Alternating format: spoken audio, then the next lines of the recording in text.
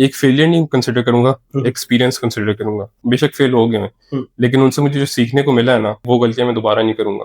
आप at least risk तो लो ना। मतलब दो ऑप्शन है, या तो आप सक्सीड कर जाओगे या फेल कर जाओगे। ऑब्वियस सी बात है। अब आपके ऊपर है कि आपका ज्यादा डर क्या है, फेल होने से या फिर सक्सीड होने से। कि कुछ सीनियर से आप मुतासिर हुए, कुछ सोसाइटीज में हिस्सा लिया, तो यहाँ तक आपने बिल्ड कैसे किया? अच्छा, इन्विजन जो था वो एक्चुअली कोयटा कैफे है, मेरा को फाउंडर हाशिम है, हमने उधर बैठ के सोचा था। तो जॉब जो मेरी थी वो एक्चुअली एक यूएस बेस्ड कंपनी थी, तो मैंने इसको बीच में 1-2 महीने के लिए पॉज कर दिया था। तो कहते क्या कर, मैंने जॉब कर, क्या मतलब क्या जॉब कर, पूरा एक रियलिटी चेक दिया। अभी तुम लोगों के पास कोई प्रेशर नहीं, कोई जिम्मेदारी नहीं है, आगे अगर कुछ करना है तो भी कर लो, जब सर पे एक प्रेशर पड़ेगा ना तो फिर कुछ ना कुछ हो जाएगा। और जो हमने कंपनी स्टार्ट की थी ना, वो भी इस बेसिस पे की थी, मुझे डायरेक्ट क्लाइंट्स नहीं थे मेरे पास, एक मिडिलमैन था, उसके थ्रू मुझे प्रोजेक्ट्स कराते थे। अब हम एसी लगा रहे हैं, अब वो जो प्रोजेक्ट था उसकी थोड़ी सी एडवांस पेमेंट आ गई थी, आई हमने जाके एसी ले लिया। एसी जब लग रहा है ना, दोस्त आगे कहते यार ये तो प्रोजेक्ट टेक्निकली पॉसिबल ही नहीं है। मैं पता नहीं था कि टैक्स होता है, कि हम अपनी सैलरीज ले रहे हैं तो उसमें भी टैक्स होता है, यानी इनिशिएटिव लेना पड़ता है आपको, है ना? फर्स्ट कुछ मंथ्स मुश्किल होते हैं, अनप्रेडिक्टेबल होते हैं, फेल भी हो सकते हैं। अस्सलाम वालेकुम डियर स्टूडेंट्स, आज हमारे गेस्ट हैं हारून वाजिद साहब, जो कि सीईओ एंड फाउंडर हैं एनवीएन कंपनी के, और साथ में फास्ट यूनिवर्सिटी इस्लामाबाद कैंपस के ये 21st बैच के अलमनाई हैं। डाटा साइंस इनकी डिग्री थी। तो इनसे जानेंगे कि इनका जो यूनिवर्सिटी लाइफ थी वो कैसी थी, और कैसे इन्होंने अपने आप को रीशेप करके एक कंपनी लॉन्च की। बल्कि इसके अलावा भी स्टार्टअप्स इनके लॉन्च इन्होंने किए थे, और माशाल्लाह काफ़ी सक्सेसफुल इनका ये स्टार्टअप है। और पूछेंगे कि स्टूडेंट्स को कैसे अपने आप को बिल्ड करना चाहिए, कि अल्टीमेट गोल क्या होना चाहिए, जॉब होनी चाहिए या मास्टर्स के लिए जाना चाहिए या स्टार्टअप शुरू करना चाहिए, और स्टार्टअप में क्या चैलेंजेस आते हैं, कैसे उसकी टीम बिल्डिंग होती है, एंड ऑल दैट इंशाल्लाह कवर करेंगे। इनका बड़ा कंट्रीब्यूशन है, तो वीडियो बहुत इंपॉर्टेंट है, आप इसको एंड तक देखें। अगर आप यूनिवर्सिटी लाइफ में है, कोई भी कंप्यूटिंग की डिग्री कर रहे हैं, इंजीनियरिंग की डिग्री कर रहे हैं, तो आपके लिए पॉडकास्ट बहुत इंपॉर्टेंट है। So see you till the very end. अस्सलाम वालेकुम, कैसे हैं हारून भाई? बहुत शुक्रिया आपका। अस्सलाम वालेकुम, thank you for having me. Thank you. अच्छा अरुण साहब, सबसे पहले आप अपना थोड़ा सा बैकग्राउंड बता दें, क्योंकि जो हमारी ऑडियंस है वो नॉर्मली नहीं पता होता कि बंदा कहाँ से बिलोंग करता है, उसकी एजुकेशन क्या है। क्योंकि ना अगर ये स्टार्टअप माशाल्लाह आपका है, बड़ी खुशी हुई, अल्लाह इसमें बरकत डाले। तो बैकग्राउंड जो आपका ना एजुकेशनल के मैट्रिक एफएससी की थी या ए लेवल्स ओ लेवल्स किया था, ये भी यूनिवर्सिटी लाइफ में बड़ा मैटर करता है कि आपकी फाउंडेशन कितनी स्ट्रांग है ना। ठीक है, और थोड़ा सा इंट्रो बताइएगा, फिर हम प्रॉपर स्टार्ट करते हैं उसके बाद। अच्छा, सबसे पहले तो मैंने क्या कहते हैं, अगर एजुकेशनल बैकग्राउंड की बात की जाए तो मेरे पहले से काफी बचपन से ना था कि डॉक्टर बनना है। घर वालों की तरफ से भी क्या कहते हैं थोड़ा बहुत होता है कि डॉक्टर बनना है, तो मैंने एक्चुअली प्री मेडिकल भी ली थी। अच्छा। तो वो मैंने थोड़ा सा पढ़ के, लेकिन मैंने बोला कि नहीं, pre medical is not my domain, तो मैंने वहां से फिर शिफ्ट कर लिया था आईसीएस की तरफ। अच्छा। तो आईसीएस मैंने रूट से किया था, ये इस्लामाबाद चेट से। अच्छा। उसके बाद क्या कहते हैं, ये था कि मेरा मेन गोल ये था कि पढ़ के ना मैंने बाहर की जाना है, बाहर जाना है। हाँ, बाहर यूनिवर्सिटीज वगैरह में देख भी रहा था। तो ये था कि ऐसा हुआ कि मेरा दोस्त था, वो क्लास पर ही था कॉलेज का, वो अप्लाई कर था फास्ट में। तो उसने बोला कि चलो यार, मेरा एंट्री टेस्ट है तो तुम भी साथ में आ जाओ एंट्री टेस्ट देने। तो मैंने बोला चलो दे देते हैं। मैंने क्या कहते हैं रजिस्टर किया, अगले दिन मेरा टेस्ट आ गया। अच्छा। अब मेरी कोई तैयारी शारी कोई कुछ नहीं, तो मैं वैसे चला गया। जाके मैंने जब टेस्ट दिया तो अगले दिन आई थिंक रिजल्ट आ जाता है, या कुछ दिन बाद शायद आ जाता है। तो उसमें ऐसा हुआ कि मेरा एडमिशन हो गया, उसका नहीं हुआ। तो मैंने इससे पहले मतलब फास्ट के अलावा सिर्फ नस में अप्लाई किया हुआ था। तो नस का तो जिसका नस नहीं होता वो फास्ट में आता है। हाँ। तो फिर क्या कहते हैं, उस टाइम मुझे मेरा था कि मैं सीएस करना है, क्योंकि मुझे डेटा साइंस का ऐसा कोई पता नहीं था। आई थिंक डिग्री भी उस टाइम नहीं आई हुई थी। तो मैं काफी ट्राई कर रहा था कि मेरा किसी तरह ना सीएस में हो जाए। जी, सीएस का बूम था तब। वही ना, तो मैंने बोला पता नहीं डेटा साइंस कोई होगा, कोई एक्सेल का कोई काम करते होंगे, या सच क्या कहते हैं, कोई आइडिया नहीं था।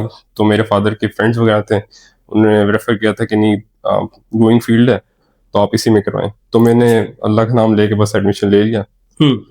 उसके बाद फिर क्या कहते हैं, काफी अप्स एंड डाउन भी आए, लेकिन अल्हम्दुलिल्लाह काफी अच्छा चला गया। अच्छा, जबरदस्त हो गया।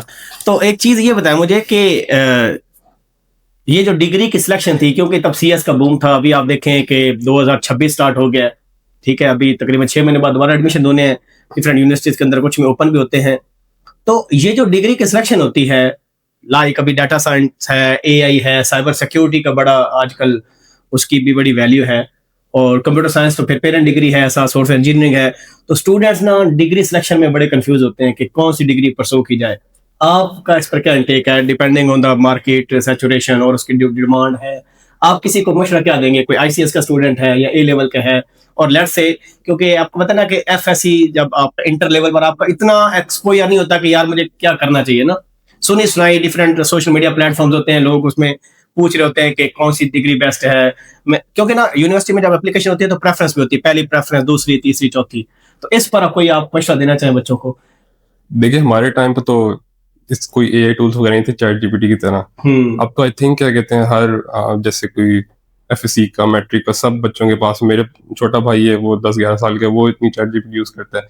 तो आई थिंक सबके पास एक्सेस है, वो थोड़ी सी अपनी तरफ से रिसर्च वगैरह कर सकते हैं, उसमें उनको काफी कुछ क्या कहते हैं क्लियर हो जाता है। मुझे अपने टाइम पे ना काफी ज्यादा मतलब ये वेबसाइट विजिट की, मुझे काफी कंपेयर वगैरह करना पड़ता था। लेकिन अब काफी मतलब एक वे बन गया कि आप सीधा जाकर उससे अपने क्वेश्चंस पूछो, उनको रिजॉल्व वगैरह करवाओ।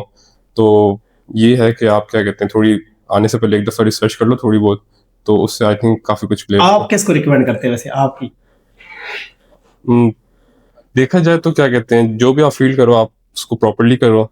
मतलब कि ये ना हो कि आप बस ऊपर ऊपर से डिग्री के नाम से सिर्फ डिग्री करो, क्योंकि अगर आपने किसी चीज को अगर प्रॉपरली किया है ना तो उसका स्कोप निकल ही आता है। क्योंकि काफी सारे होते हैं वो एआई ग्रेजुएट्स होते हैं लेकिन उनका कोई इस तरह का खास कोई कंट्रीब्यूशन नहीं होती, उन्होंने यूनिवर्सिटी टाइम जाया किया होता है। अच्छा। उन्हीं के कंपेयर अगर कोई बच्चे हैं जिन्होंने मतलब प्रॉपर एक्सपीरियंस लिया है और प्रॉपर उसको अपने जो स्किल्स वगैरह उनको इम्प्लीमेंट किया हुआ है, तो उनके ज्यादा चांसेस होते हैं। तो it all comes down to like how you're like getting your education and how you're like implementing it. तो आप काफी सारे इंजीनियर थे वो मतलब ग्रेजुएट हो जाते हैं, जैसे आई थिंक जैसे फास्ट यूनिवर्सिटी है उसके ग्रेजुएट्स काफी हाई कंसिडर किए जाते हैं जॉब प्रेफरेंसेस वगैरह के लिए भी। क्यों कंसिडर किए जाते हैं? क्योंकि उनको एक रगड़ा इतना मिल चुका होता है कि हाँ ये जो थोड़े मोटे क्या कहते हैं स्टार्टिंग में होते हैं उनको बिल्कुल एक ब्रीज की तरह लगता है। तो बाकी यूनिवर्सिटीज तो वो यूनिवर्सिटी हमेशा चिल करके गुजार लेते हैं। तो आई थिंक यही है कि आप क्या कहते हैं अगर एआई कर रहे हो, साइबर कर रहे हो, जो भी कर रहे हो प्रॉपरली करो और be the best of what you are doing, उसमें फिर आपको क्या कहते हैं स्कोप निकल ही आता है। ठीक है। अच्छा, एक इसमें साथ इसके पॉइंट लिंक्ड है कि जब यूनिवर्सिटी की सिलेक्शन होती है, जैसे अभी आरमोला के फास्ट यूनिवर्सिटी के काफी स्टूडेंट्स इंडस्ट्री में बैठे हुए हैं, स्टार्टअप्स भी शुरू किए हुए हैं माशाल्लाह काफी लोगों ने, तो कोई टॉप यूनिवर्सिटीज रिकमेंड करते हैं? इंस्टीट्यूशन का रोल होता है एक्चुअली आपके जॉब सिक्योर करने में या आपकी स्किल सेट में, या ओवरऑल एक एलुमनाई नेटवर्क काफी अच्छा होता है, या यूनिवर्सिटी एनवायरनमेंट आपको सोसाइटीज बड़ा कुछ सिखाती हैं फॉर एग्जांपल? तो कुछ रिकमेंड करेंगे कि यूनिवर्सिटी क्या रीशेप करती है आपके 4 साल जो एजुकेशन का प्रोग्राम?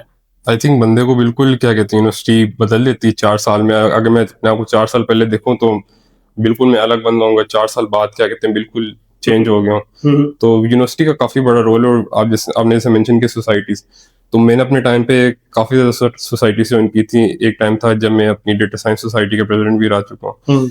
तो ये है कि इसमें ना आपको लगता है कि टाइम ज़ाया हो रहा है। काफी बच्चे होते हैं कहते हैं नहीं सोसाइटी ज्वाइन नहीं करनी, हमारा टाइम ज़ाया होगा। लेकिन इनके थ्रू आपको जो कनेक्शंस मिलते हैं ना सीनियर से और क्या कहते हैं दोस्त वगैरह, आप अब मेरा ये था कि मैं क्या कहते हैं कोई भी काम होता था मैं हर डिपार्टमेंट में तकरीबन किसी ना किसी को जानता था। तो ये होता है कि आपको कोई ना कोई काम निकल आता है। तो आई थिंक नेटवर्किंग, काफी बच्चे होते हैं वो कहते हैं नहीं हम जीपीए ले लेंगे, जीपीए हमारा काफी है। लेकिन असल बात जीपीए नहीं, असल बात है कि आपकी नेटवर्क क्या है, क्योंकि network is actually your network. तो जितना आपका नेटवर्क बढ़ता जाएगा उतना ही क्या कहते हैं आपके लिए फायदा है। तो आई थिंक सिर्फ स्टडीज पे फोकस नहीं करना चाहिए। और मेरा भी क्या कहता है अगर मैं शायद सोसाइटी से ना ज्वाइन करता तो मेरा भी इतना कोई एक्सपोजर वगैरह ना होता, मैं आराम से क्या कहते हैं चुपचाप अपना जीपीए लेके ग्रेजुएट होता, आराम से जॉब कर रहा होता। तो ये सोसाइटीज आपको अलग अलग क्या कहते हैं डिपार्टमेंट के लोगों से मिलने का मौका मिलता है और आपको क्या कहते हैं अलग चीजें करने को। इसके लिए यूनिवर्सिटीज को रिकमेंड करते हैं, fast is one of them. उसके अलावा आप क्योंकि मार्केट बैठे हैं तो आपका क्या इंटरेक्शन, डिफरेंट आप लोग भी हायर करते हैं माशाल्लाह, आपके साथ और पीयर्स भी हैं जिन्होंने स्टार्टअप शुरू किए हुए हैं। तो इंडस्ट्री में क्या देखते हैं, कहाँ के ज्यादा लोग मौजूद हैं, किस जगह? अच्छा, वैसे हमारी अपनी पर्सनल जो है हम फास्ट की ज्यादातर हायर कर रहे हैं अभी तक। लेकिन अगर देखा जाए तो नस के भी अच्छे ग्रेजुएट्स होते हैं, लम्स के भी होते हैं। अब आहिस्ता आहिस्ता मतलब हो रहा है कि बेरिया और एयर यूनिवर्सिटी भी आहिस्ता आहिस्ता आ रही है, कॉमसेट्स भी अच्छा है, जीकी के भी अच्छे ग्रेजुएट्स जीकी के भी अच्छे ग्रेजुएट्स। अच्छा अच्छा। तो असल में जब आप हायरिंग करते हैं तो एक तो चलो फास्ट का लोगो आ गया या नस्ट लम्स का आ गया, ठीक है, इसके अलावा आप बच्चों में स्किल भी देखते होते हैं कि भाई जो हमारी रिक्वायरमेंट है या उसकी फंडामेंटल्स कितनी स्ट्रांग है, तो की फीचर्स आप लोग क्या देखते होते हैं? किसी बंदे को इंटर्नशिप भी देनी है या जॉब ऑफर जब आपकी कंपनी में होती है कहीं भी होती है, तो ज्यादा क्या चीज देखे जाती है? अच्छा, पहले तो हम क्या कहते हैं यही देखते थे कि उसका मतलब स्किल्स वगैरह कैसी हैं, उसको काम आता है कि नहीं आता, लेकिन ये ऐसी चीज़ है कि आप ना कुछ टाइम तक सीख लेते हो। लेकिन हम देखते हैं कि कोई बंदा जिसको हायर करने उसमें इंटेग्रिटी हो, उसमें ऑनेस्टी हो, ये काफ़ी छोटी छोटी चीज़ें हैं, लेकिन अगर आपने क्या कहते हैं किसी को अगर लॉन्ग टर्म लेके चलना है ना, तो आपको ये चीज़ें थोड़ा जज करना पड़ती हैं। तो जो बंदा जिसको स्किल आती है लेकिन कोई इसकी कोई वर्क एथिक नहीं, कुछ नहीं है, वो आपके साथ लॉन्ग टर्म नहीं चल सकता। ठीक है, ये नहीं, ये सॉफ्ट स्किल्स हैं या एथिकल स्किल्स आप कह सकते हैं कि कितने सिंसियर हैं आप कंपनी के साथ, और ठीक है, ये चीजें चेक की जाती हैं। अच्छा, यहाँ पर बड़ा इंपॉर्टेंट पॉइंट है कि जब आप अपना थोड़ा स्टोरी बताएं कि फर्स्ट सेमेस्टर जब आपका आया था या फर्स्ट ईयर इवन था, तो शुरू में बंदा काफी शाय होता है ना, यूनिवर्सिटी में जाता है तो कोई कनेक्शंस नहीं होते, दूसरों के साथ इंटरेक्शन नहीं होती, ठीक है, और सोसाइटीज वगैरह, तो मीन्स के कुछ आपने अपने आप को कैसे बिल्ड किया था? क्योंकि स्टार्टअप ये जो माशाल्लाह आपका एनवीएन स्टार्टअप है, इसके अलावा भी आपने दो एक शुरू किए थे, ठीक है, जो कि उस तरह सक्सेसफुल नहीं हो सके, फिर आपने ये थर्ड लॉन्च किया था। तो मुझे बताएं कि कुछ मिस्टेक्स जो आप अभी रेगुलेट करते हो कि यार अगर मैं ये पहले कर लेता, या जो नए बच्चे भी हैं उनको कोई मशवरा देना चाहे कि नॉर्मली स्टूडेंट कैसे लाइफ गुजारता है और एक्चुअली एआई के दौर में अब आपको कैसे अपने आप को यूनिवर्सिटी लाइफ स्पेंड करनी चाहिए, तो उस पर कुछ इनटेक अपनी। अच्छा, इसमें ये कि जो अगर मैं पहले अपने दो स्टार्टअप्स की बात करूं, वो एक फेलियर नहीं कंसिडर करूंगा, एक्सपीरियंस कंसिडर करूंगा। हाँ, क्योंकि वो बेशक फेल हो गए हैं, लेकिन उनसे मुझे जो सीखने को मिला है ना, वो क्या कहते हैं वो गलतियां मैं दोबारा नहीं करूंगा। तो उसमें क्या कहते हैं काफी सारी चीजें हैं क्या जो मैंने पहले सीख ली हैं, और अब क्या कहते हैं उनको ऑब्वियसली बंदा दोबारा मिस्टेक नहीं करता। तो यही है कि मैं चाहूंगा कि कोई लोग होते हैं वो कहते हैं नहीं, हम क्या कहते हैं उनको डर होता है कि हम फेल कर देंगे, तो आप एटलीस्ट रिस्क तो लो ना, रिस्क लोगे उसके बाद आपको पता चलेगा कि मतलब आगे करना क्या है। तो once you take a step, obviously fail ना फेल होना मतलब दो ऑप्शंस है, या तो आप सक्सीड कर जाओगे या फेल कर जाओगे, ऑब्वियस बात है। अब आपके ऊपर है कि आपका ज्यादा डर क्या है, फेल होने से या फिर सक्सीड होने से। तो यूनिवर्सिटी लाइफ के बारे में मैंने पूछा था कि कैसे एक स्टूडेंट को स्पेंड करनी चाहिए starting from the very first semester, क्योंकि आपको पता है जो स्पेशली जो फास्ट में स्टूडेंट होते हैं तो प्रोग्रामिंग फंडामेंटल एक किस्म का बड़ा डरावना ख्वाब होता है, काफी स्टूडेंट फेल भी इसको करते हैं उस कोर्स को। तो कुछ टिप्स देना चाहे स्टूडेंट्स को, भाई 4 साल जिंदगी कैसे गुजारनी है फ्रॉम डे 1, उस पर आपकी कोई इनपुट हो? अच्छा, सबसे पहले तो ये कि अगर आप यूनिवर्सिटी में एडमिशन पढ़ने के लिए लिया है ना, तो आप पढ़ें। अच्छा, ठीक है।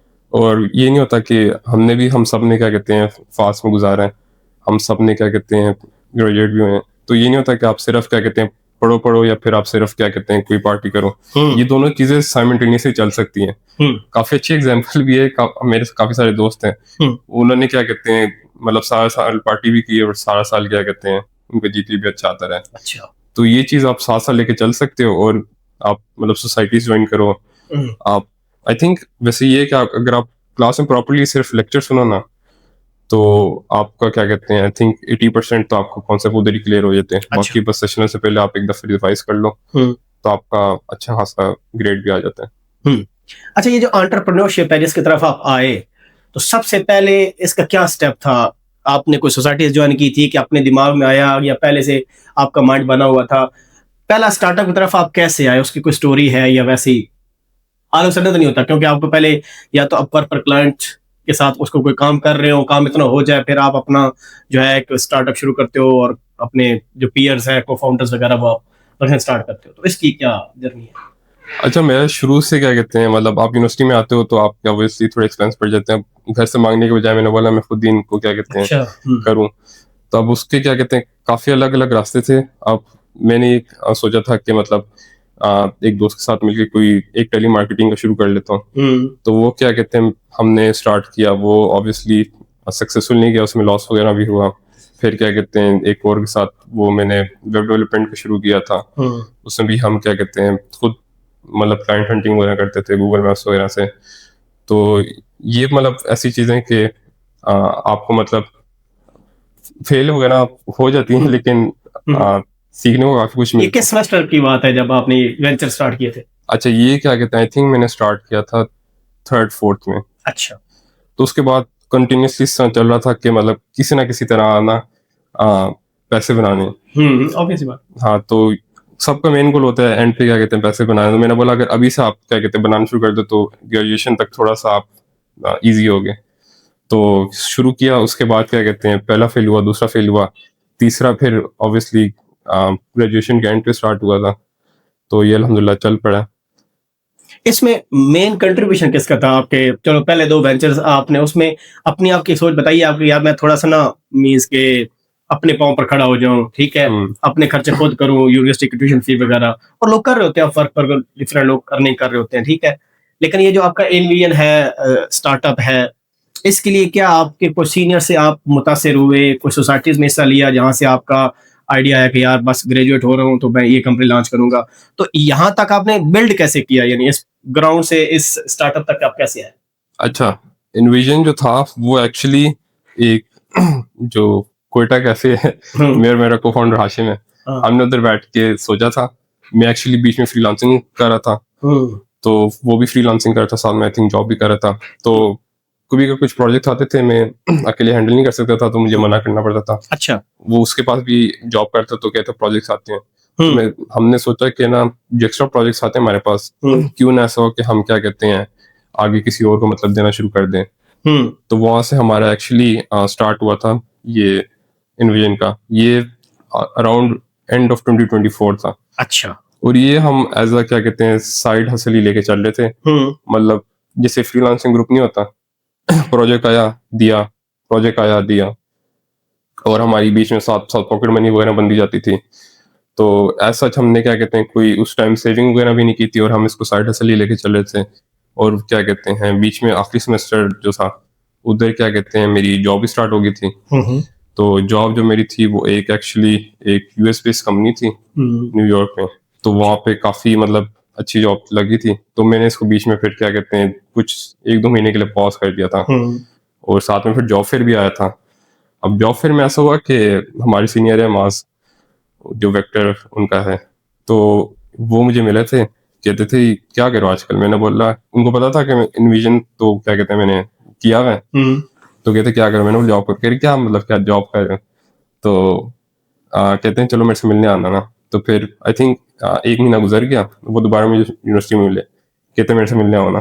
तो उसी कहते मैं अभी ऑफिस जा रहा हूँ। तो उसी टाइम में शाम को अपना जो को फाउंडर हाशिम उसको लेके गया, उनका ऑफिस जब गया तो उधर से उन्होंने क्या कहते हैं पूरा एक रियलिटी चेक दिया कि मतलब अभी तुम लोगों के पास कोई प्रेशर नहीं, कोई जिम्मेदारी नहीं है, आगे अगर कुछ करना है तो भी कर लो। और मतलब उन्होंने हमें थोड़ा फोर्स किया कि ऑफिस लो। जब सर पे क्या कहते हैं थोड़ा कुछ प्रेशर पड़ेगा ना तो फिर कुछ ना कुछ हो जाएगा। तो हम घर गए, क्या कहते हैं हम सोचते रहे। हमने बोला चलो स्टार्ट करते हैं। हमारा इनिशियली प्लान था कि अराउंड अगस्त के एंड वगैरह तक हम थोड़ा बहुत सेव अप करके स्टार्ट करेंगे। तो कुछ टाइम बाद क्या कहते हैं मतलब 1 मंथ बाद ही ना हम ना काफ़ी सारे हैकाथॉन में पार्टिसिपेट करते थे। तो उधर क्या कहते हैं ये एक होता था कि जैसे नेस्को में भी गया था ना, 9-10 बंदे थे हैकाथॉन में पार्टिसिपेट करके, उसको जीत के वो सारे पैसे हम क्या कहते हैं कोई पार्टी वगैरह जैसे मरी घूमने चले गए संग चल के। तो एक और हैकाथॉन था कस्ट का, वो हमारा फाउंडिंग इंजीनियर आकिब वो भी जीता था। तो उधर ना मेरे एक और डेटा साइंस का क्लास फेलो हसनैन, उससे मेरी बात हुई थी, उसके प्लान थे जर्मनी जाने के। तो मैंने बोला क्या प्लान है तुम्हारे? कहते यार मैंने दिसंबर तक जर्मनी जाना है, तो 6 महीने तक टाइम है, सोच रहा हूँ कि कोई जॉब शॉप कर लो। मैंने बोला जॉब करोगे इसके बजाय क्या कहते हैं स्टार्टअप हमने किया हुआ है, तो तुम्हारा क्या आइडिया है? उसने क्लिक किया, अगले दिन कहते ऑफिस लेते हैं। उधर से फिर हम जो हैं तीनों का एक क्या कहते हैं कंसेंसस हो गया, और हमने बोला चलो सही है। मैंने जॉब छोड़ी, हाशिम जो था उसका दूसरा स्टार्टअप चल रहा था, लेकिन वो यहाँ पे फोकस हो गया था। जैसे एफ डिफेंस हुआ, ऑफिस ढूंढना शुरू कर दिया, हमने ऑफिस स्टार्ट किया, सेविंग्स वगैरह लगाई, और क्या कहते हैं हमें पता ही नहीं था कि कितना एक्सपेंस वगैरह आएगा ना। हमने जो कैलकुलेट किया था ना उससे अराउंड 3 to 4 टाइम्स ज्यादा लगा। अच्छा। तो मजे की कहानी ये कि हम ना काफ़ी सारी चीज़ें हैं। मेरा और हसनैन ऐसा है कि हम क्या कहते हैं काफ़ी ज़्यादा बार्गेन वगैरह करते हैं ना। तो ऐसा था कि हम इसी जो हमने लिया ना, उसको हमने ना एक प्रोजेक्ट था उस टाइम के लिए हमारे लिए काफ़ी बड़ा प्रोजेक्ट था। और जो हमने कंपनी स्टार्ट की थी ना, वो भी इस बेसिस पे की थी, मुझे डायरेक्ट क्लाइंट्स नहीं थे मेरे पास। ये था कि एक मिडलमैन था, उसके थ्रू मुझे प्रोजेक्ट्स वगैरह आते थे। अच्छा। तो उसकी बेसिस पे मैंने पूरी कंपनी क्या कहते हैं खड़ी कर दी। अब हम एसी लगा रहे हैं, अब वो जो प्रोजेक्ट था उसकी हमें ना थोड़ी सी एडवांस पेमेंट आ गई थी। आई हमने जाके एसी ले लिया। अब वो एसी एसी जब लग रहा है ना, तो दोस्त आगे कहते यार ये तो प्रोजेक्ट टेक्निकली पॉसिबल ही नहीं है। अब हम क्या कहते हैं उधर परेशान हो गए कि अब क्या होगा। तो वहाँ पे क्या कहते हैं फिर हमने दोबारा मीटिंग्स वगैरह की, और फिर क्या कहते हैं हमने उनको थोड़ा स्कोप वगैरह समझाया, तो अल्हम्दुलिल्लाह वो सब कुछ रिजॉल्व हो गया। हमने प्रोजेक्ट भी अब डिलीवर कर दिए। वो एक था स्विस टूरिज्म कंट्री मैनेजर के लिए। अच्छा। तो वो भी काफ़ी खुश था।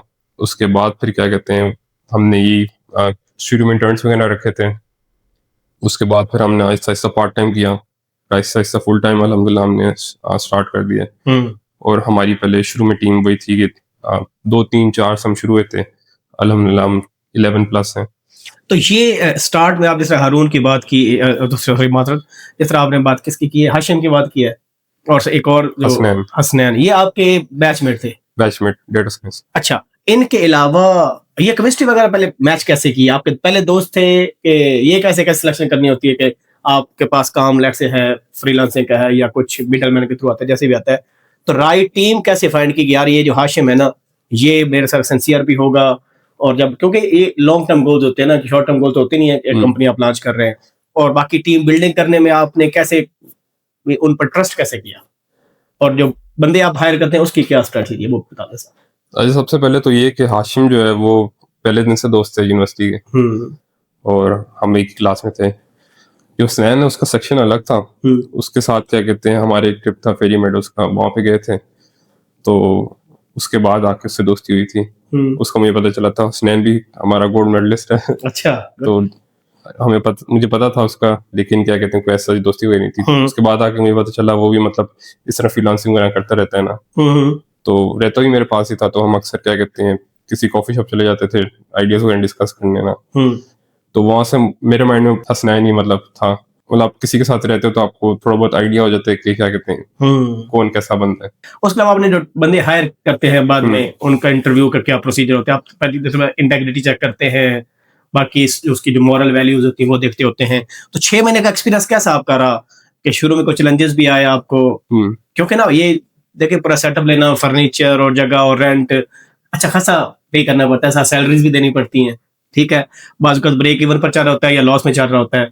तो इसमें क्या चैलेंजेस आते हैं? अगर कोई बंदा स्टार्टअप शुरू करना चाहता है तो उसको क्या मशवरा देना चाहेंगे? तो टीम बिल्डिंग आप बता दिया, बाकी ये जो क्या स्पेस लेनी जरूरी है, क्योंकि आजकल लोग कहते हैं कि रिमोट ही काम करेंगे घर बैठकर, ठीक है, तो इस पर कुछ कहना चाहेंगे? हमने वैसे अभी ऑब्जर्व किया कि ऑब्वियसली सबके अलग अलग क्या कहते हैं ओपिनियंस होते हैं, लेकिन हमारे लिए रिमोट अभी ऑब्वियसली थोड़ी एक यंग स्टार्टअप है, तो वो थोड़ा प्रेफर्ड नहीं है, क्योंकि कोई भी इशू वगैरह आता है अगर आप ऑन साइट हो तो आप उसी टाइम उसको रिजॉल्व कर सकते हो। मेन फोकस यही था कि हम सबसे पहले क्या कहते हैं एक ऑफिस लें, और एक ऑफिस का ये होता है कि थोड़ा जब प्रेशर पड़ता है ना तो आपको पता होता है नहीं आपने रेंट निकालना है, अगले महीने का रेंट निकालना है।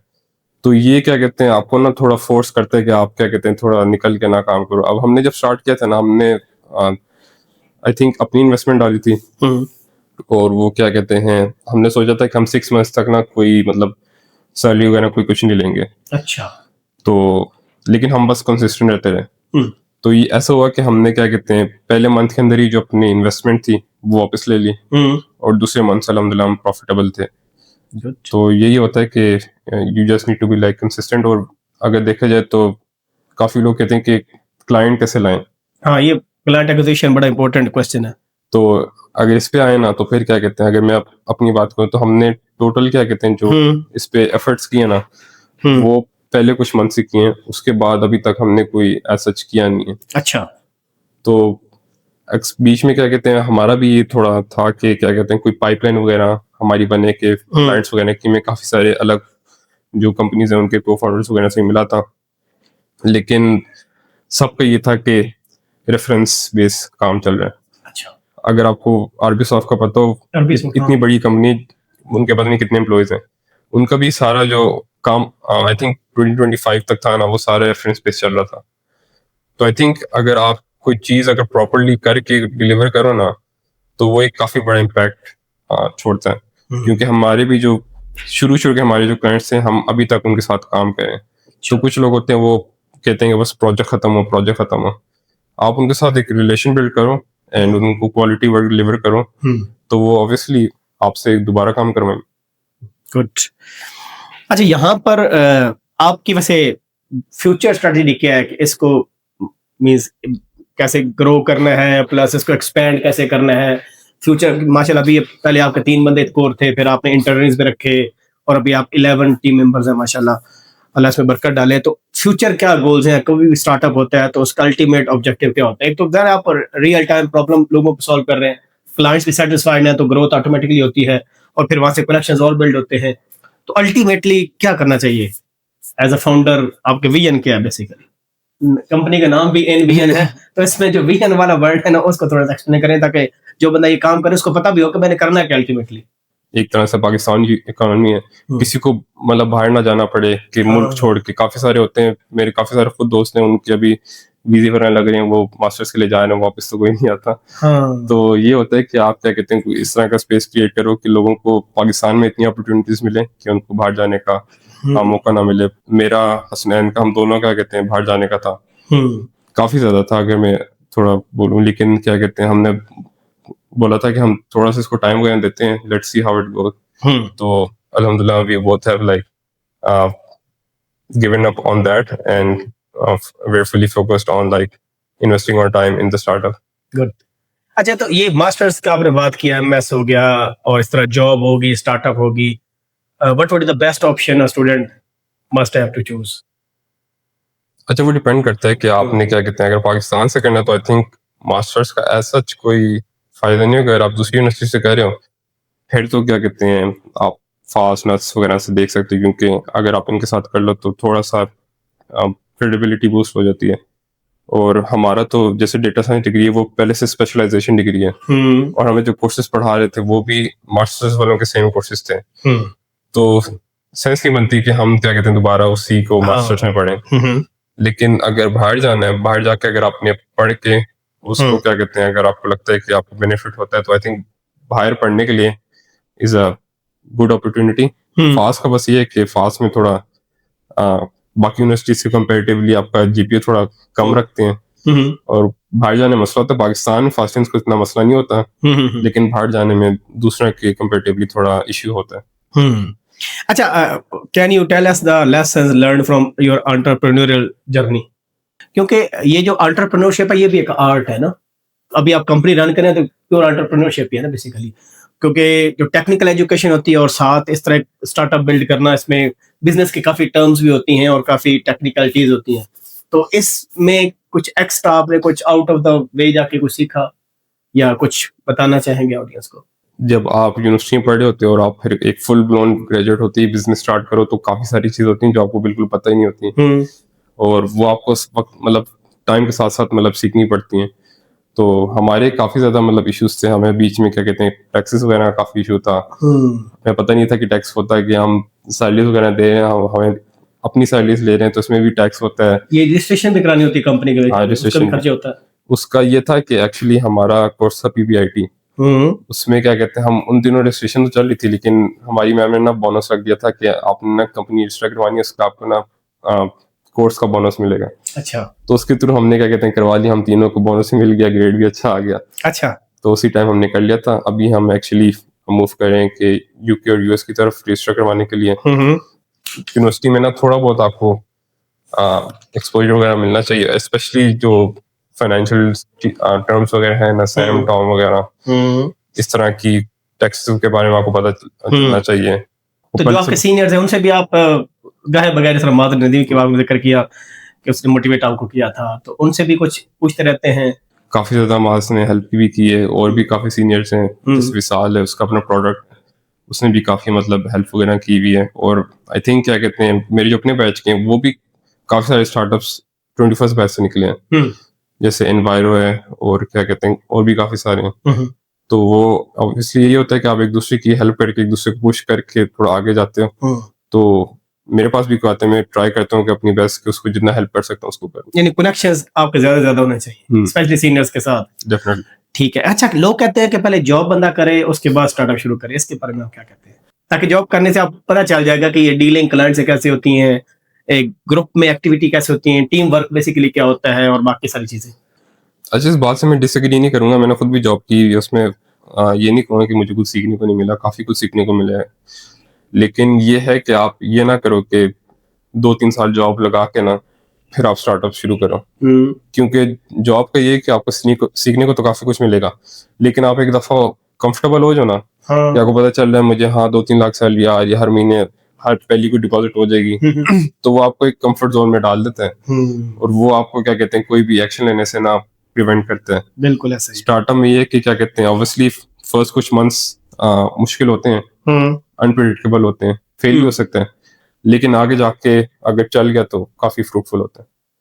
यानी इनिशिएटिव लेना पड़ता है आपको, है ना, नया काम करना पड़ता है, इनोवेशन की तरफ बंदा आता है फिर अगर। अच्छा, यहाँ पर मुझे ये बताएं कि ये जो पर्सनल ब्रांडिंग होती है कि जी एज एन इंडिविजुअल आपका नाम हो, या आप जो है इन्फ्लुएंसर हो, आपकी नेटवर्किंग बढ़े, या आपके कनेक्शंस बिल्ड हों, जैसे लोग जाने और आप खुद अप्रोच करके। लिंक्डइन पर बात करता ना, मैंने देखा है कि खुद आपको जॉब अलर्ट आती है या लोग खुद अप्रोच करते हैं आपको कि भाई आपकी हमने प्रोफाइल देखी है तो हम इंटरेस्टेड हैं कि आप हमारा ये काम करें। तो इस पर आप क्या कहते हैं? अच्छा, आई थिंक ये काफी बहुत इंपॉर्टेंट पॉइंट है जो आपने रेज किया है। और अगर मैं अपनी बात करूं तो मुझे भी इसी तरह क्या कहते हैं, मेरी प्रोफाइल बनाई भी थी, तो मुझे इसी तरह वो जॉब ऑफर आई थी। अच्छा।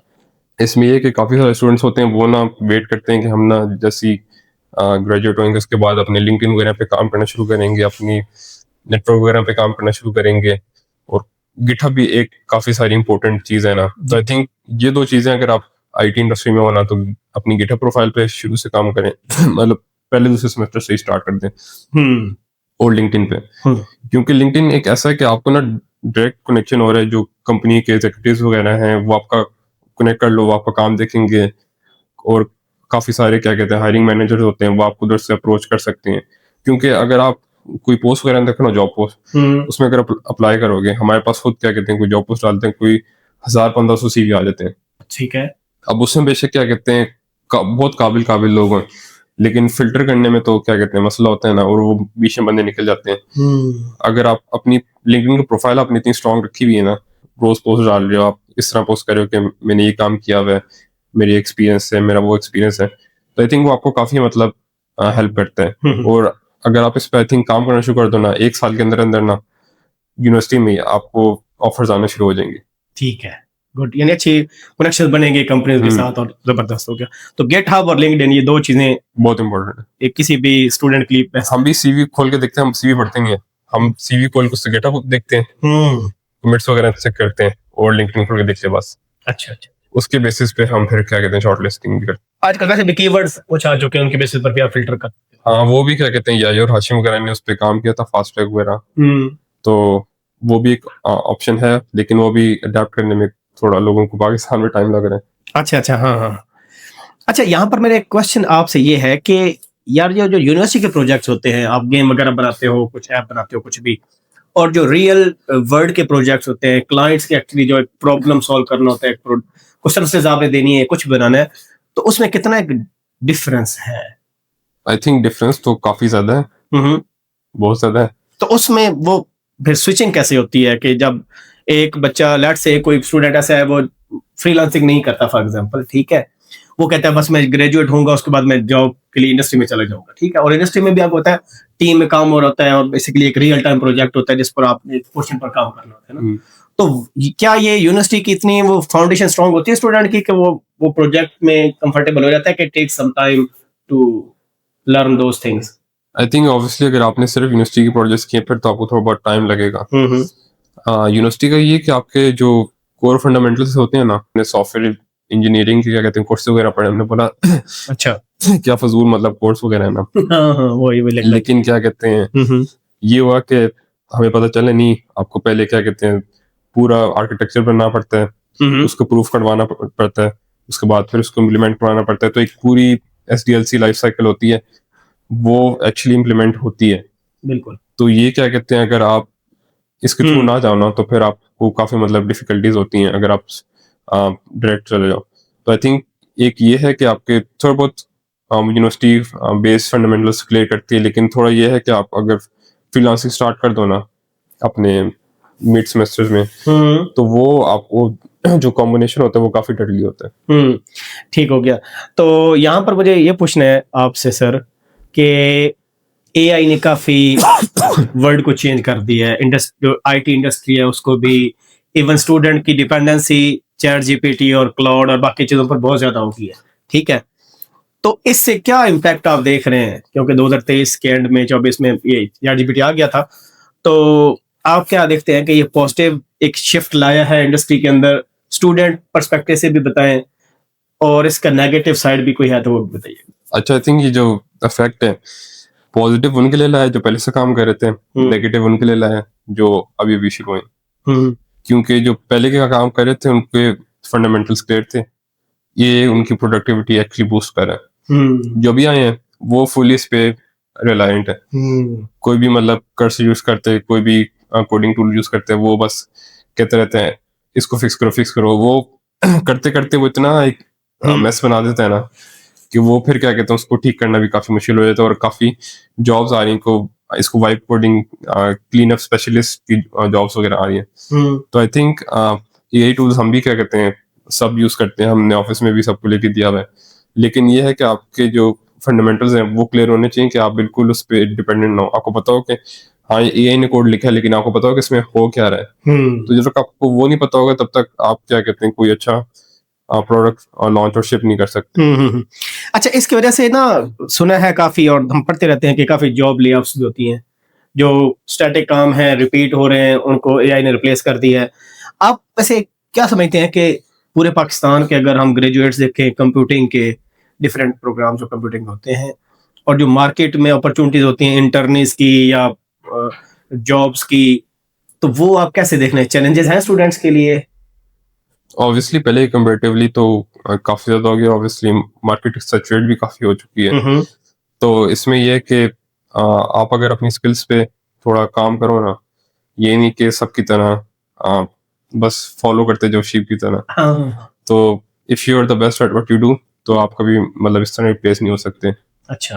तो मैं काफी जूनियर्स होते हैं वो भी ये कहते हैं कि हमने क्या कहते हैं ये कर लिया वो कर लिया, अगर उनको प्रॉपरली क्या कहते हैं आप एक चीज को ना समझ के नहीं करो ना तो फिर क्या कहते हैं अगर आप दूसरे बंदे को समझा भी नहीं सको। यूनिवर्सिटी में ये काफी होता है कि डेमोज वगैरह होते हैं, अब डेमोज में ना लोग प्रोजेक्ट तो कर लेते हैं, मैं भी जब टीए था काफी सारे बच्चे प्रोजेक्ट असाइनमेंट बना लिया कर्सर से, जब वो दिखाने आते थे उनका सबसे अच्छा बना था, लेकिन उनको पता नहीं था कि अंदर चल क्या रहा है। तो करो तो आप क्या कहते हैं थोड़ा समझ के करना चाहिए। अच्छा, ठीक है। अच्छा, ये जो यहाँ पर बड़ा इम्पोर्टेंट पॉइंट है कि फ्यूचर में अगर सरवाइव आपको करना है, जिस तरह भी आपने बताया कि या से मेरी बात हुई थी, वो कह रहा था कि प्रॉब्लम सॉल्विंग स्किल्स अगर आपकी अच्छी है ना तो फिर आप मार नहीं खाएंगे, ठीक है।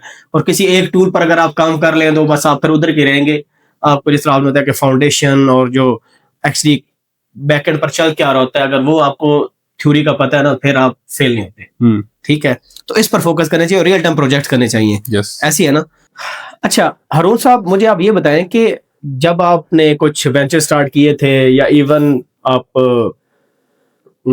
किसी क्लाइंट के साथ को फ्रीलांसिंग करते हो, ठीक है, किसी प्लेटफॉर्म पर, तो यूनिवर्सिटी को जो टाइम मैनेजमेंट होती है वो बड़ा क्रूशियल पॉइंट होता है ना, क्योंकि फास्ट में स्पेशल अगर हम देखें तो काफी ज्यादा असाइनमेंट प्रोजेक्ट चल रहे होते हैं, हर कोर्स पे चल रहे होते हैं ऑलमोस्ट, तो काफी स्ट्रिक्ट कंडीशंस होती हैं। तो ये टाइम निकालने का कोई आर्ट होता है कि आपने क्लाइंट को सेटिस्फाई भी करना है, क्योंकि वो भी आप एक्चुअली उसका जो फीडबैक है बड़ा मैटर करता है ना, लोग उसके पढ़ रहे होते हैं। तो इसमें कोई आपकी टिप हो स्टूडेंट्स को? क्या बेस्ट टाइम, आपने बोला कि शुरू से ही आप जो है ना अपनी प्रोफाइल गिटहब की, लिंक्डइन की बना लें, काम शुरू कर लें उसमें, ठीक है। यूनिवर्सिटी के साथ पैरेलल में कैसे चलना चाहिए, कि क्या वाकई ही यूनिवर्सिटी की जो अपनी एजुकेशन होती है वो अफेक्ट करती है आपको अगर आप कोई फ्रीलांसिंग कर रहे हैं, और उसमें बैलेंस कैसे रखना है? अच्छा, मेरे क्या कहते हैं केस में तो ये था कि जब मैंने फ्रीलांसिंग स्टार्ट की थी तो मेरे ग्रेड्स इंप्रूव होना शुरू हो गए। अच्छा। क्योंकि जब एक चीज होती है, आप काम करना स्टार्ट करते हो ना, तो आपको अपनी रिस्पॉन्सिबिलिटीज का पता लगता है। हम्म तो उसमें होता है कि आप ना टाइम एलोकेशन है उसके हिसाब से करते हो कि नहीं, मैंने क्या कहते हैं इस टाइम तक ये काम कर लेना है, क्योंकि मैंने इसके बाद तो क्लाइंट को काम करना है। तो आपकी खुद से ना क्या कहते हैं स्किल्स वगैरह उसमें थोड़ी बेहतर हो जाती है। मैं जब जॉब कर रहा था तब उसमें भी क्या कहते हैं फुल टाइम जॉब थी और उसके साथ स्टडीज मैनेज कर रहा था। स्मार्ट स्टडी कहते हैं कुछ लोग, स्मार्ट स्टडी करना। स्मार्ट स्टडी करना तो मैंने जैसे मेंशन किया है कि अगर आप लेक्चर जो है उसको अटेंटिवली क्लास में सुने ना, तो वो क्या कहते हैं काफी एक बड़ा वो है। और जो वीकेंड्स हैं उन पे क्या कहते हैं थोड़ा बहुत आप आई थिंक एक दो घंटे निकाल लेना, तो वो आपको काफी हेल्प कर देता है, बजाय कि आप क्या कहते हैं पूरा हर रोज पढ़ते रहें। क्योंकि इतना कोई हार्ड एंड फास्ट रूल है नहीं कोई अच्छा जीपीए लेने के लिए। तो यही है कि आप क्या कहते हैं जो सारी चीजें हैं ना मैनेज करना इतना मुश्किल नहीं होता फास्ट का। हाँ क्या कहते हैं मुझे पहले था कि जीपीए वगैरह आता नहीं है, लेकिन यही होता है कि जो नहीं पढ़ता उनका नहीं आता, जो पढ़ लेते उनका आ जाता है। तो यही है कि और हाँ एक चीज है कि आपके जो फंडामेंटल्स है ना वो शुरू से आपने अपने क्लियर करके रखने, क्योंकि काफी सारे प्री रिक्विजिट्स होते हैं। जैसे पीएफ है, पीएफ आप बुरे ग्रेड से पास करोगे तो वो भी आप बुरे ग्रेड से पास करोगे। पीएफ आपका क्लियर होगा तो ऊ क्लियर होगा, ऊ क्लियर होगा तो आपका डेटा स्ट्रक्चर क्लियर होगा, डेटा स्ट्रक्चर फिर आएगा चेन है। तो अगर आप पहली जो चीज है अगर आप उसको प्रॉपर्ली नहीं करोगे ना, तो आगे भी आप एक्सपेक्ट ना करो कि आपके अचानक से ग्रेड सही हो जाएंगे। तो आपको फंडामेंटल्स पे शुरू से काम करना चाहिए, उसके थ्रू फिर आपका टाइम मैनेजमेंट भी अच्छी हो जाएगी और ग्रेड्स पे अच्छा। यहाँ पर माजिल नदीम के साथ जब मैंने पॉडकास्ट किया था तो उसने बड़े जबरदस्त पॉइंट बताया था स्मार्ट स्टडी के हवाले से ना, कि वो कह रहा था क्योंकि गोल्ड मेडलिस्ट भी था 4/4 जीपीए के साथ, ग्रेजुएट हुआ और वेक्टर्स कंपनी स्टार्ट की, वो सक्सेसफुल है माशाल्लाह। तो वो ये कह रहा था कि मैं देखता था कि हर कोर्स में किस चीज की कितनी वेटेज है, जिसकी ज्यादा वेटेज होती थी उस पर टाइम लगाता था। फॉर एग्जाम्पल क्विज, एक क्विज है वो 1 एब्सोल्यूट का है, तो कहता मैं उस पर इतना फोकस नहीं करता था, फाइनल्स पर मेन फोकस करता या प्रोजेक्ट्स पर, असाइनमेंट्स पर। तो लेवरेज बेसिकली वो लगता था कि मुझे कहाँ पर टाइम लगाना है। ऐसे ही नहीं कि एक नंबर के लिए आप जनाब पूरे 2 दिन आपने ज़ाया कर दिए, ठीक है। तो इस तरह स्टूडेंट्स को चाहिए कि वो देखें, और फंडामेंटल्स इंपॉर्टेंट है। जब तक आपके कंसेप्ट क्लियर होगा ना तो फिर आपके लिए कोई प्रॉब्लम नहीं होगा। अगर आप रट्टा मारेंगे तो फिर मेरे ख्याल में काफी इश्यूज होते हैं। ऑब्वियसली इसलिए इशू भी काफी आता है कि जो एफएससी बैकग्राउंड के है ना उनके लिए थोड़ा मुश्किल होता है ग्रेड लेना कंपेयर टू जो ए लेवल्स की, क्योंकि एफएससी मैट्रिक वगैरह में ना थोड़ा रट्टा कॉन्सेप्ट होता है और ए लेवल्स में आपके ना कॉन्सेप्ट बेसिस पे ना आपको मिलते हैं मार्क्स। तो उनके लिए थोड़ा सा एडवांटेज है कि जो ए लेवल्स वाले हैं ना उनको यूनिवर्सिटी में एडवांटेज होता है। हाँ तो है ना कंसेप्चुअल स्टडी में, क्योंकि उनका मेरे ख्याल में फाउंडेशन इस तरह की बनी होती है कि वो नई चीज कर सकते हैं, और उनकी यानी क्रिटिकल थिंकिंग, प्रॉब्लम सॉल्विंग काफी क्या कहते हैं। अच्छा यहाँ पर अरुण भाई मुझे ये बताएंगे आपके जो सोसाइटीज हैं, कौन से सोसाइटीज हैं जिनमें बंदे को हिस्सा लेना चाहिए, उनका मेंबर बनना चाहिए, जो कि आपकी करियर ग्रोथ के लिए भी अच्छी है, अपॉर्चुनिटीज के लिए भी अच्छी है, सीनियर से आपको कनेक्शंस का मौका मिलता है? कुछ हाईलाइट करेंगे कुछ सोसाइटी? अच्छा मेरे अपने टाइम पे जो सबसे अच्छी सोसाइटी थी फास में, तो वो फास एफपीएस थी। अच्छा, fast photography fast production society. तो उससे मैंने पहले दिन से जाके क्या कहते हैं मैं टीम में हो गया था, हमारा लाहौर ट्रिप वगैरह भी गया था, और क्या कहते हैं काफी सीनियर से भी मतलब इंटरेक्शन वगैरह हुई थी। तो अगर आप क्या कहते हैं अपनी आपको थोड़ा ग्रो करना चाहते हो चीजें, मतलब आपके एक तो पैशन हो गया, दूसरा अगर आप प्रोफेशनली ग्रो करना चाहते हो तो काफी सारी सोसाइटीज हैं, जीडीएससी हो गया, माइक्रोसॉफ्ट की सोसाइटी है। अब ये जो जिससे गूगल डेवलपर्स वाले हैं, जैसे मैं था क्या कहते हैं हर डिपार्टमेंट की ना अलग अलग सोसाइटी है। आर्टिफिशियल इंटेलिजेंस की अलग सोसाइटी, डेटा साइंस की अलग सोसाइटी है। आप उनको ज्वाइन करो, उन पे क्या कहते हैं काफी सारे सेमिनार्स वगैरह होते हैं। काफी बच्चे होते हैं वो कहते हैं ये सेमिनार है अटेंड क्या करके करना है, टाइम जाया होगा। तो काफी वर्कशॉप्स होती हैं, सेमिनार होते हैं, आप उनको अगर प्रॉपर्ली लो, उनसे कुछ सीखो ना, तो आपको क्या कहते हैं एंड टर्म में काफी उसका फायदा भी होगा। और ये जो कंपटीशन में पार्टिसिपेट करना है ये कैसा होता है? क्योंकि बाजू बात बंदा लव्स में जाके पार्टिसिपेट कर होता है, जीकी में जा रहा होता है, नस्ट में जा रहा होता है, ट्रस्ट में जा रहा होता है, एयर में जा रहा होता है, ठीक है। तो ये एज अ अपॉर्चुनिटी स्टूडेंट इसको कैसे लेना चाहिए? आई थिंक सबको कहते हैं अप्लाई करना चाहिए, जो भी मतलब हैकाथॉन्स वगैरह होते हैं।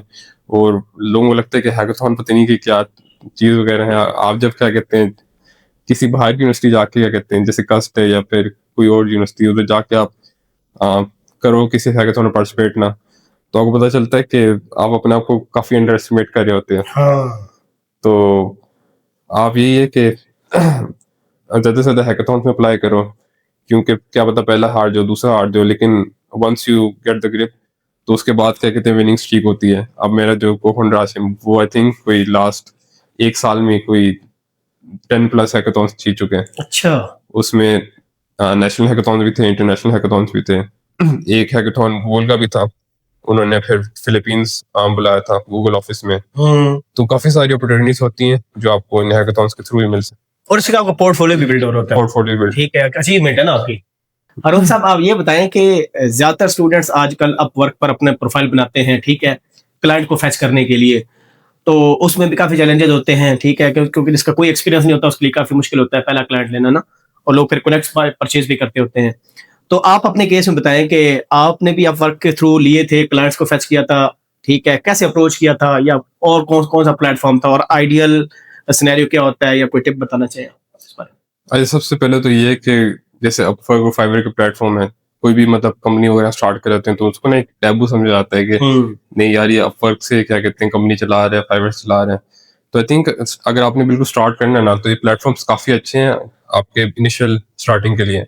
इसमें ये कि आप क्या कहते हैं, मैं रिकमेंड करता हूँ कि कनेक्ट्स वगैरह एक उसको ना सोचो कि आपने क्या कहते हैं बस पैसे दे के ना आपने छोड़ वो ज़ाया हो गए, उसको एक तरह से इन्वेस्टमेंट सोचो। अगर आपने बेशक कोई 20,000 30,000 कनेक्ट्स भी लगाए हैं, तो आप ये ना देखो कि मेरे 20-30,000 ज़ाया हो जाएंगे। आप ये सोचो कि मेरे क्या कहते हैं, अगर कोई $100 कोई $500 का प्रोजेक्ट लो देता है, तो वो तो सारे क्या कहते हैं एक ही प्रोजेक्ट में सारे कवर हो जाएंगे। हमारी कोई प्रोफाइल्स वगैरह नहीं थी, ना मेरी थी ना हाशिम की थी। हमने पे स्टार्ट करके अपवर्क पे स्टार्ट किया, हमने इसको ऐसा इन्वेस्टमेंट देखा कि हमारा रिटर्न आ जाएगा। उसमें यह था कि हमने जब अप्रोच करना शुरू किया, हम उनको इस तरह अप्रोच करते थे कि हमारा पास्ट एक्सपीरियंस में है, हमारी ये क्रेडिबिलिटी है। तो उसमें हमारे आई थिंक अपवर्क पे हमने ज़्यादा काम भी नहीं किया, लेकिन हमारी जो प्रोफाइल थी वो टॉप रेटेड आ गई विदाउट इतनी कोई खास एफर्ट। वो क्लाइंट्स ऐसे हैं कि हमारे से आज तक चल रहे हो, मतलब अपवर्क के बाहर बाहर आ जाते हैं।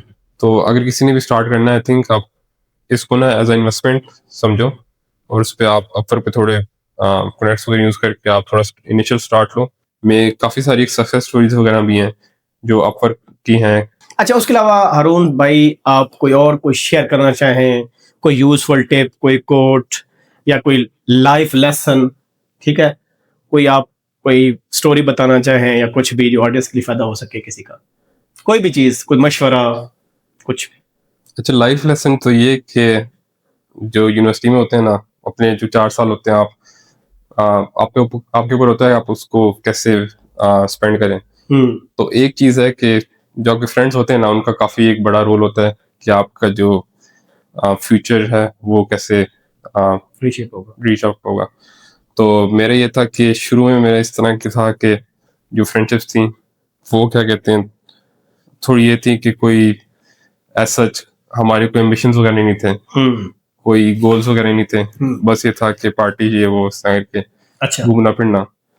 तो जब आपका फ्रेंड ग्रुप होता है ना कि सारे सक्सेसफुल पीपल होते हैं, अगर 4 सक्सेसफुल पीपल हैं उनका फ्रेंड ग्रुप में जाओ तो 5वें आप होगे।